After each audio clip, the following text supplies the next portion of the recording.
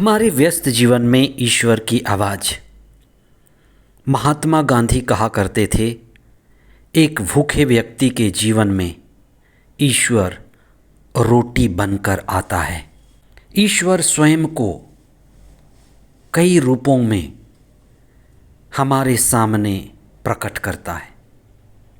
गरीब, नंगा, बीमार, परदेशी, अनेक रूपों में वह हमारे बीच होता है।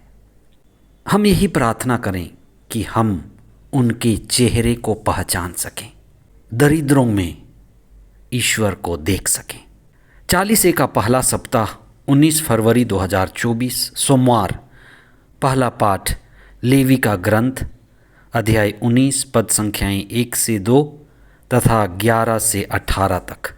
संत मत्ती का सुसमाचार अध्याय 25 पद संख्याएं 31 से 46 तक। ईसा नए व्यवस्थान के सर्वोत्तम गुरु हैं। ईसा बहुत प्रभावशाली दृष्टांत सुनाने वाले गुरु थे। वे दृष्टांतों के द्वारा ईश्वर के महान संदेश को, सत्य को लोगों तक बड़े प्रभावशाली ढंग से पहुंचाते थे। आज के सुसमाचार में ईसा के पास भारी मात्रा में जनसाधारण लोग उपस्थित थे। लगता है भेड़ बकरी चराने वाले, भेड़ बकरियों की देखभाल करने वाले लोग ईसा के पास थे और ईसा उन्हें ईश्वर की बात बड़े व्यवहारिक ढंग से बता रहे थे। और उनके बताने का मुख्य बात यह था कि हमारे जीवन का मूल्यांकन होगा। हर पल जो हम अपने जीवन में परिणाम पा रहे हैं, फल पा रहे हैं, उसका किसी न किसी ढंग से हमने चुनाव किया था। इसलिए आज हम अपने जीवन के चुनाव और जीवन में आ रहे हर दिन, हर पल, हर क्षण जो परिणाम है उस पर चिंतन करें। 40 के पहले सप्ताह को भेड़ व बकरियों के विभाजन की चर्चा हमें सुसमाचार में मिलती है। भेड़ को बकरियों से अलग करने का अर्थ क्या है? हम जो जीवन जी रहे हैं उसका परिणाम कहाँ से आ रहा है? ये पिछले दिन जो हमने चुनाव किया था उसी का परिणाम है। आगे भी जो हम चुनाव करेंगे उसका परिणाम हमें मिलने वाला है।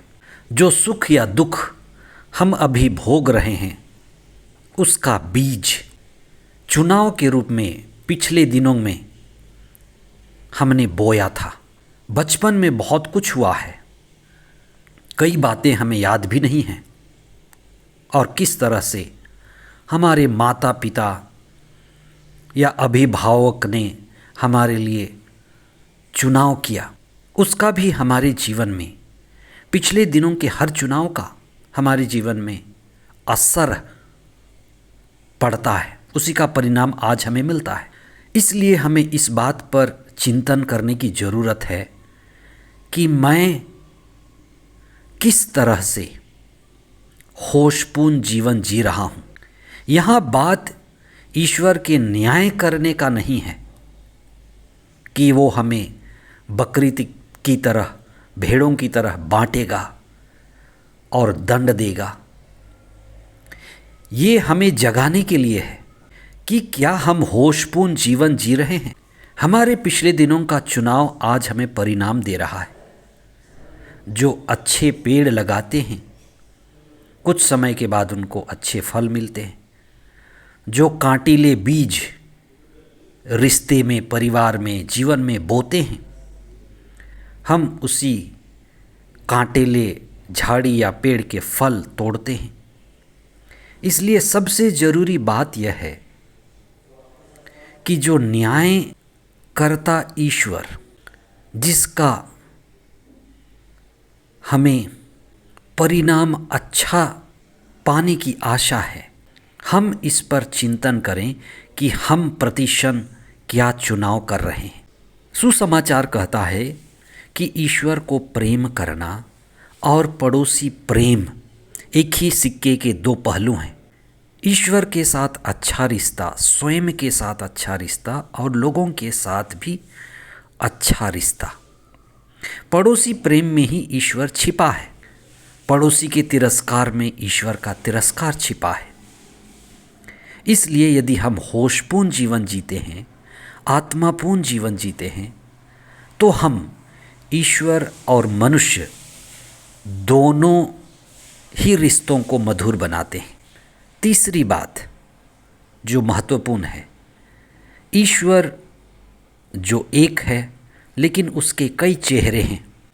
आज आप इस पर चिंतन करें कि ईश्वर तो एक है लेकिन वह विभिन्न रूपों में, हजारों चेहरों के रूप में, गरीब के रूप में, नंगा के रूप में, भिखारी के रूप में, परदेशी के रूप में, विभिन्न रूपों में वो हमारे बीच आता है। चालीसे का समय दया, क्षमा, दान, प्रार्थना, सेवा, इन सब चीज़ों को प्रोत्साहित करता है, जिससे हम शुद्ध होते हैं, हमारे रिश्ते होते हैं, अच्छे होते हैं और हम एक दूसरे के प्रति करुणा, प्रेम और दिव्य गुणों में बढ़ते हैं। हम यही प्रार्थना करें कि हम ईश्वर के विभिन्न रूपों को देख पाएं, समझ पाएं, पहचान पाएं और हमारे अंदर दया, करुणा, क्षमा और ईश्वर का प्रेम बढ़े और हम वास्तव में वो व्यक्ति बने जो हम असल में हैं। असल में हमारे अंदर दिव्यता है, ईश्वरीयता है, हम उसी में बढ़ते जाएं। चालीसे का समय हमारे लिए शुद्धिकरण, पवित्रीकरण और जीवन में श्रेष्ठ और ऊंचाई की ओर बढ़ने का विशेष समय हो। हम प्रार्थना में समय बिताएं, ध्यान और चेतना में समय बिताएं और ईश्वर से संयुक्त होकर आध्यात्मिकता को ऊंचाई दें।